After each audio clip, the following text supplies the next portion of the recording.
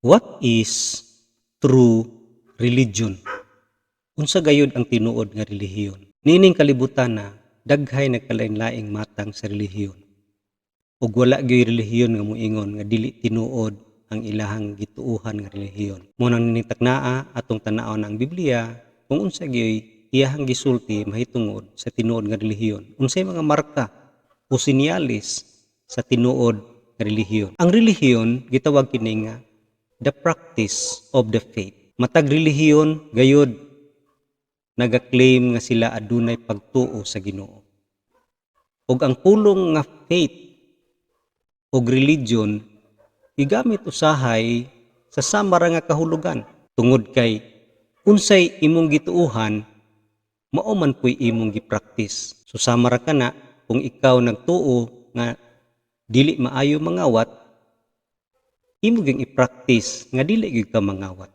Mo nang religion is the practice of the faith. Ikaduha, dili tanan relihiyon madawat sa Ginoo. Ang atong teksto karong taknaa makita nato sa James chapter 1 verse 26 to 27.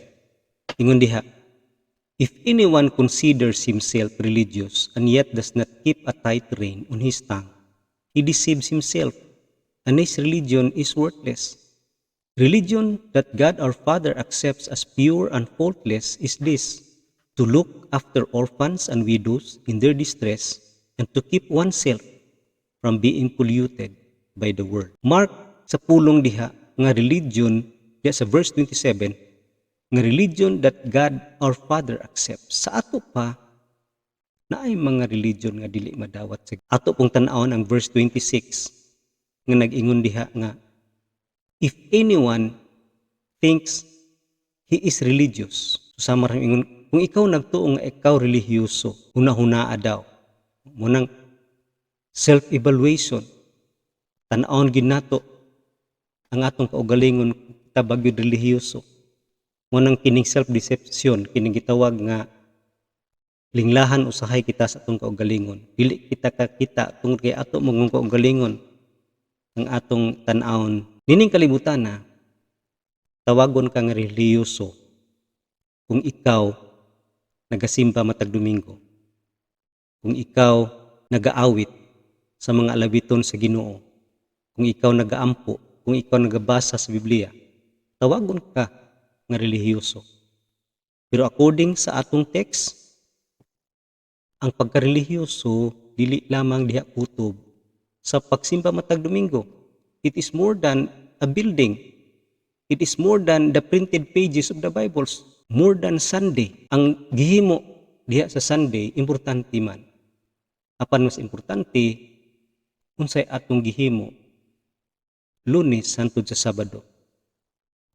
Tungod kay ang tinuod nga relihiyon mahitabo diha gikan sa Lunes hangtod sa Sabado. Unang ninintaknaa tan-aw nato ang tulo ka mga sinyalis, marka nga ang tinuod nga relihiyon nga maoy madawat sa Ginoo. Tan-aw nato nining atong teksto. Una, pag-ingon ni James nga if you think you are religious, therefore ingon diha control the tongue. Muna atong basahog balik ang atong teksto, ingon siya, if anyone consider himself religious and yet does not keep a tight rein on his tongue, he deceives himself and his religion is worthless. Kung di daw ta ka control sa atong dila, useless ang atong religion. Ingon diha sa verse 26. Dili tinuod ang atong relihiyon. Tungod kay ang atong dila kining gahom sa dila, ingon diha sa Proverbs 8:18-21, the tongue has the power of life and death, and those who love it will eat its fruit. Munang ang dila, kuyaw kay ni kinabuhi og kamatayon. Tungod kay tan-aw nato ang pulong diha sa James chapter 3 verse 6-10, ingon diha, likewise the tongue is a small part of the body, but it makes great boast. Consider what a great forest is set on fire by a small spark. The tongue also is a fire, a word of evil among the parts of the body. It corrupts the whole person, set the whole course of his life on fire, and is itself set on fire by hell. All kinds of animals, birds, reptiles, and creatures of the sea are being tamed and have been tamed by man, but no man can tame the tongue. It is a restless evil, full of deadly poison. With the tongue we praise our Lord and Father, and with it we curse men who have been made in God's likeness. Out of the same mouth come praise and cursing. My brothers, this should not be. Mao nang delikado gid ang baba kung dili makontrolar tungod kay resulta kini no, sa kalautan sa atong kinabuhi.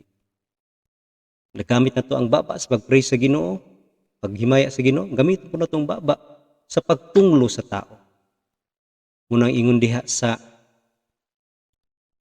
Matthew 12:34-36, ingon si Kristo, "You brood of vipers, how can you who are evil say anything good? For out of the overflow of the heart the mouth speaks. The good man brings good things out of the good stored up in him, and the evil man brings evil things out of the evil stored up in him. But I tell you that men will have to give account on the day of judgment for every careless word they have spoken." Mao nang kuyaw kayo tungod kay ang kasing-kasing diha man gikan unsay atong gisulti ug ingon po diha sa atong text nga manubag gid ta sa matag pulong, idle or careless word, katong mga careless words nga atong gipanglitok, manubag ta sa Ginoo ana sa judgment day. Unsa kini mga idle words o kini mga butang nga makadaot yun sa atong kinabuhi nga mga pulong? Una, dirty jokes, kanang mga jokes nga sa pagka-dirty no, or pornographic language, kanang mga hilas kay nga mga pulong. Kining humor meant to insult or put someone down. Usahay kalingawan atong gisulti pero maka-insulto og tao, di na maayo nga pulong. Ikatulo, angry outburst, kanang resulta sa imong kasuko, nakahimo ka o nakasulti ka og di maayo, harsh words, kana pong mean-spirited comments. Usahay na atay mga komentaryo nga bunga sa atong espiritu nga di maayo. Kini pong gossip no, pagpanglibak, rumors, or false accusations, mga pulong kini gayud nga di maayo. Nagpasumangil ka, nagmasangil ka og laing tao. Public criticism, pagpanaway no, threats and intimidating comments, kanang pagpanghadlok nga mga komentaryo or pulong, or quick and cutting comments, or condemning others, pulong nga maka-condemn sa uban, or pulong nga ma-exaggerate ang sayop sa uban. Usahay na isayop ang tao atong ipadako gyud nga dako kay nga sayop. Mao ning mga butanga ang matawag nato nga bunga sa atong di mapugngan nga dila, unbridled tongue. Manang let us be careful no, ato yung tan-awon or ato yung bantayan ang atong gipanulti. Tungod kay kusog kayo ang tentasyon nga madala ta niini. Labi na sa panahon na kita pressure sa mga criticism, sa mga panahon na kita sungugon sa kaaway. Bisag karong panahon na kining social media dako kay tentasyon sa atong mga careless speech. In a day of text messaging, cellphone, Twitter, Facebook, bantayan ginato kini kay ang kalibutan karon muingon gayud nga kung naa kay ginahuna i-share day na ngadto sa kalibutan mo nang bantayan ginato. 5 ka butang nga atong bantayan kung kita mosulti. Kinsa atong gisultihan, to whom you speak, of whom you speak, how unsaon pagsulti, kanusa mosulti ug asa mosulti. Mao ay angay nato hunahunaon before ta mosulti.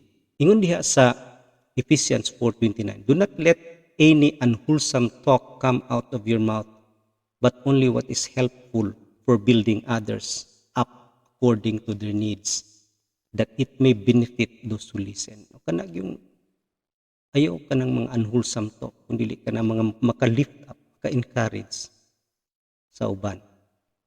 Ingon po diha sa Galatians 4:6, let your conversation be always full of grace, seasoned with salt, so that you may know how to answer everyone.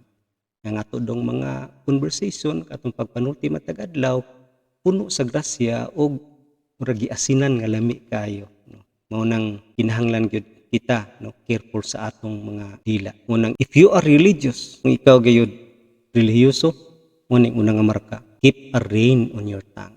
Pugungan ginato atong baba. Ikaduha nga marka sa tinuod nga relihiyon, caring the needy. Balik ta sa pagbasa sa atong text, ingon diha sa verse 27.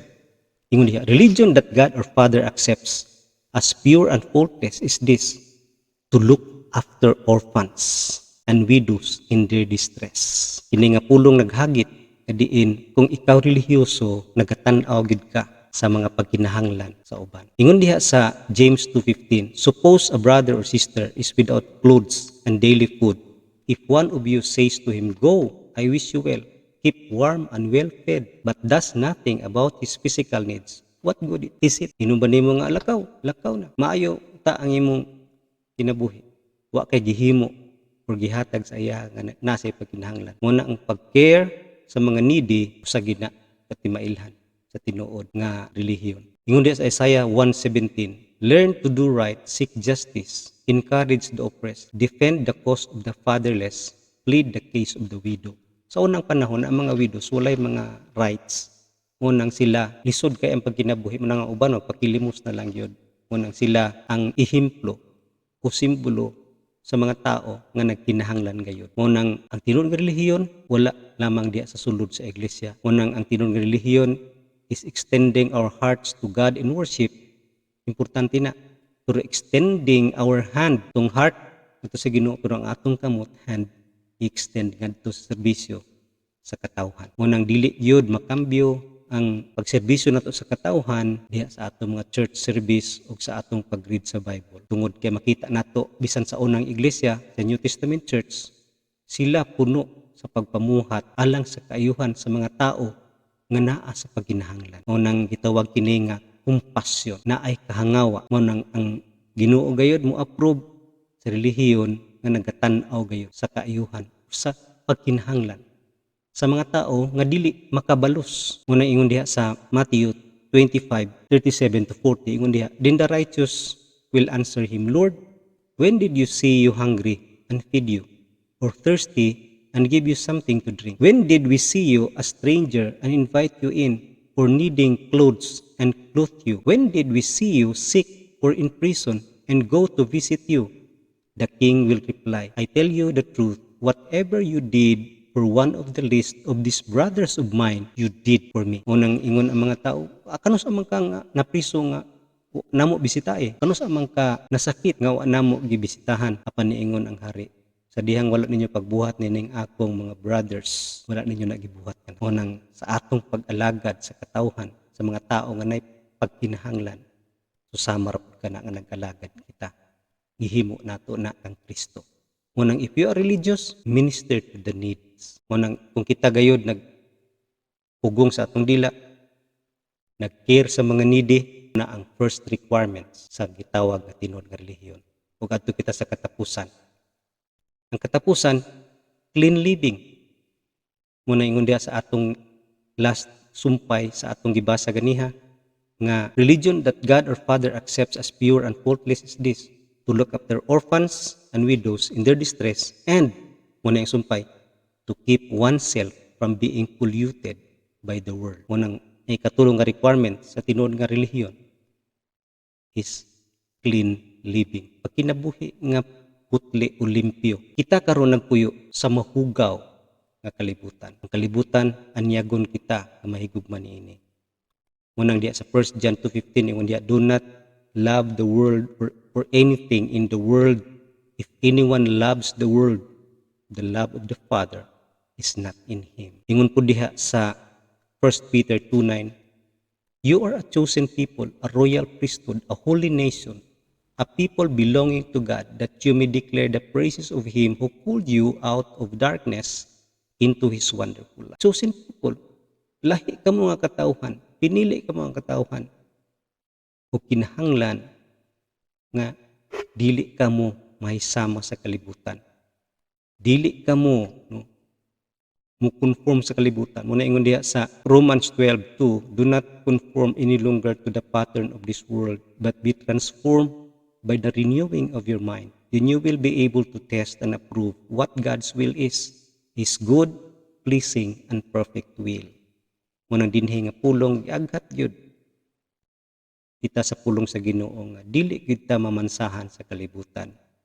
Tinuod na kita adto man sa kalibutan, kita magserbisyo kanila, mutabang sa ilang pagkinahanglan, apan dapat dili kita matakdan sa ilang mga ginabuhat. Dili mamansahan, dili mo kompromiso, no? Ang atong conviction o atong standard dili kina mo bow o mumubo o mahimong mo conform kita sa kalibutan.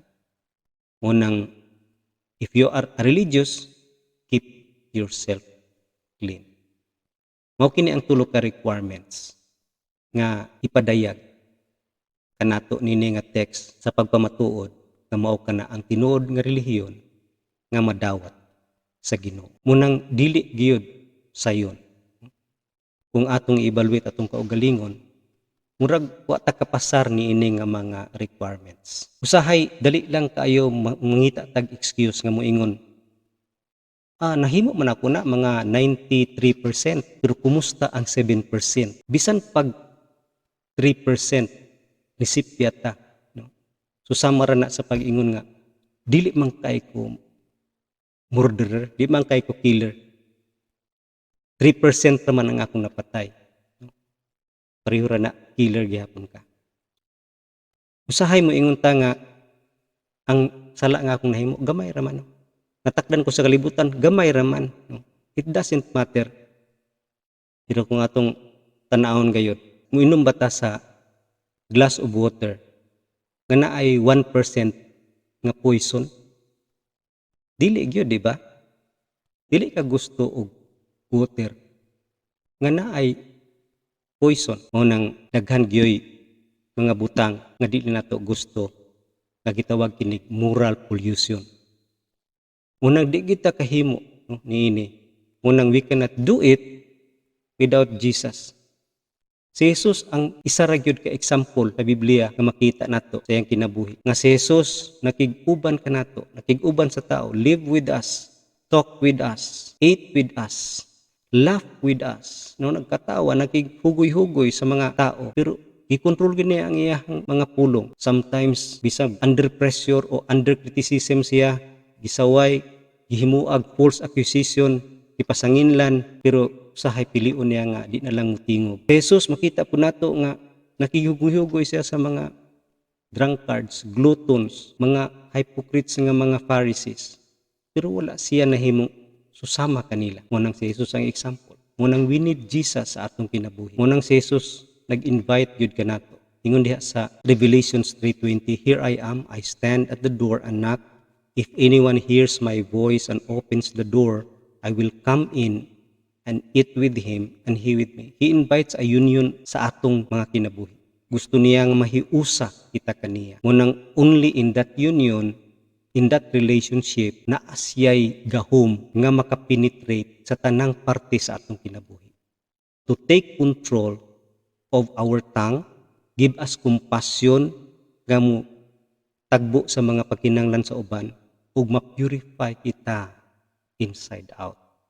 Mao nang kinahanglan nato si Jesus. Ato siyang dawaton sa atong kinabuhi. Trust Him. Surrender to Him. Allow Him to control your life.